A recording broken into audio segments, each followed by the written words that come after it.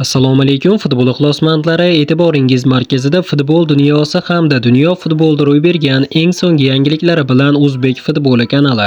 Ayni paytda mana shu roligimizga like bosayotgan barcha obunachilarimizga yana bir bor o'z minnatdorchiligimni bildirib qolaman.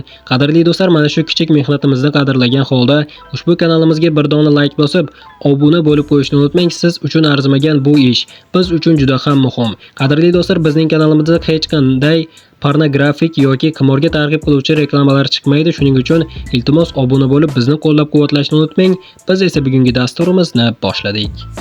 Agar Saharo markazidan sertifikat olishda muammoga duch kelayotgan bo'lsangiz yoki rus tilini yetarlicha bilmasangiz xavotir olmang. Malakali mutaxassislar jamoasi sizga quyidagi xizmatlarni sizga tez va sifatli amalga oshirib beradi. Registratsiya, patent, pasport tarjimasi va har qanday hujjat ishlari. Eng asosiysi, xizmat haqi ish yakunlagandan keyin amalga oshiriladi. Batafsil ma'lumot olish uchun quyidagi raqamlarga murojaat qiling. Qadrli do'stlar, kecha Angliya Premier Ligasini yoritib kelayotgan eng mashhur saytlardan biri Persepolis Wingeri Oston O'runov haqida ajoyib xabarni e'lon qildi.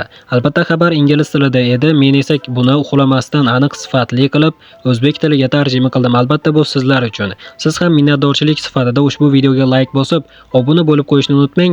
Endi esa men xabarni o'qib eshittiraman. O'zbekiston futbolining iqtidorli vakillaridan biri hisoblangan Oston O'runov yosh bo'lishiga qaramay professional faoliyatida bir necha jamoalarda to'p surishga ulgurgan futbolchilardan hisoblanadi. U asosan qanot hujumchisi sifatida harakat qiladi va tezligi, texnikasi hamda driblingi bilan ajralib turadi. O'runov professional faoliyatini O'zbekistonda boshlagan bo'lsa-da, keyinchalik Rossiya chempionatida ham o'z kuchini sinab ko'rdi. Futbolchi avval Rossiyaning Ural Yekaterinburg klubida o'ynadi. Ushbu jamoada u yosh futbolchi sifatida o'zining tezkorligi va hujumdagi faol harakatlari bilan e'tibor qozondi. Keyinchalik u Rossiyaning grand klublaridan biri bo'lgan Spartak Moskva safiga o'tdi. Bu jamoada o'ynash futbolchining tajribasi oshishiga katta yordam berdi. Bugungi kunda Oston O'runov Persepolis jamoasida o'ynamoqda. Bu Eronning eng kuchli klublaridan biri bo'lib, Pro Ligada faoliyat yuritadi. Hozirgi kunda O'runov Eron Pro Ligasida muntazam maydonga tushib, jamoasining hujum chizig'ida asosiy futbolchilardan biri sifatida ishtirok etadi. Uning statistikasiga qaraganda u ko'plab uchrashuvlarda gol urish va golli uzatmalar amalga oshirgan. Endi esa asosiy xabar do'stlar, diqqat qiling. Oston O'runov Arsenalga o'tadi. So'nggi paytlarda futbol olamida qiziqarli mish-mishlar tarqalmoqda. Unga ko'ra o'zbekistonlik iqtidorli futbolchi Oston O'runov Angliyaning mashhur klubi Arsenal qiziqish bildirayotgani aytilmoqda.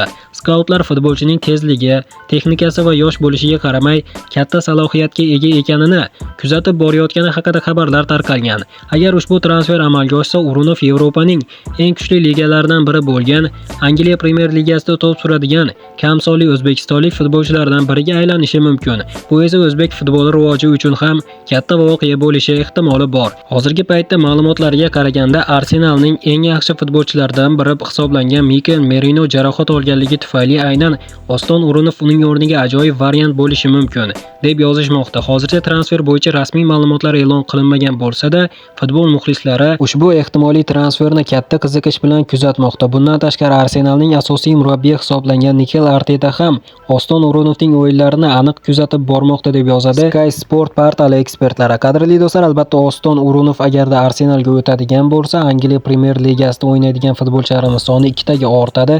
Esingizda bo'lsa, Abduqodir Husanov ham Manchester Cityga o'tishiga hech kim ishonmagandi. Deyarli O'zbekistondagi 95% odam Abduqodir Husanovning Manchester Cityga o'tishiga ishonmaganda, ayni damda esa hozir Abduqodir Husanov Manchester Cityda o'ynamoqda. Qadrli do'stlar, mana shu videoni ko'rgan odamlar har bittasi Abduqodir Husanov Manchester Cityda o'ynamoqda desam ham negativ fikr bildirishadi. Qadrli do'stlar, keling Oston O'runovni ham qo'llab-quvvatlab kommentariyaga tushib, "Olg'a O'zbekiston, olg'a Oston O'runov" deb yozib qo'yishni unutmang. Hamyurtimiz uchun bu ham ajoyib signal bo'ladi va yaxshi o'yinlar ko'rsatishda davom etadi.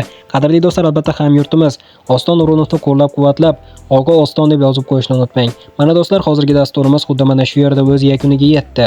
Videoni oxirigacha ko'rganlarning barchasiga kattakon rahmat. Video yoqqan bo'lsa, like bosishni unutmang. Keyingi dasturlarimizda ko'rishguncha xayr, o'zingizni ehtiyot qiling. O'zbek futboli kanalimizdan uzoqlashmang. Tez orada ko'rishguncha do'stlar.